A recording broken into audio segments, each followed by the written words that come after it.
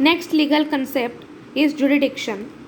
It can be defined as a limit of a judicial authority or the extent to which a court of a law can exercise its authority over suits, case, appeals, and other proceedings. Jurisdiction means it's a limit that what matters can be carried in a specified court. It's a jurisdiction, limit of a judicial authority or the extent to which the court of law can exercise its suits, case, appeals, and other proceedings. So, in jurisdiction, there are three kinds: pecuniary, territorial, and jurisdictions as a nature of the suit. Pecuniary means related to money.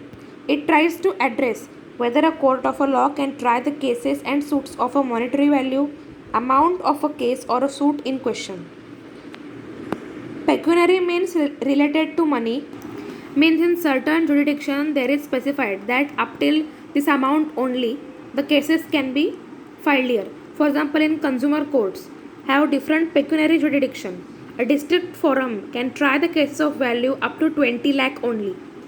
This is about the pecuniary jurisdiction. Next is territorial jurisdiction, means it is about the area or a geographical limit. Under this type of jurisdiction, geographical limits of a court's authority are clearly delineated and specified. It cannot exercise its authority beyond the territorial geographical limit. Means for certain areas the special courts have been built. It is the territorial jurisdiction. Third is the name of the suit. Jurisdiction as regard to the nature of a suit. Particular cases are there which have only jurisdiction in the High Court or a Supreme Court. Means specified matters are only held in that court only. This is about the nature of a suit. So first we have seen the meaning of jurisdiction, then its three types. First is pecuniary jurisdiction, it is related to money. Third is territorial jurisdiction, means it is about the area, and nature of the suit means certain specified matters are carried in that court only.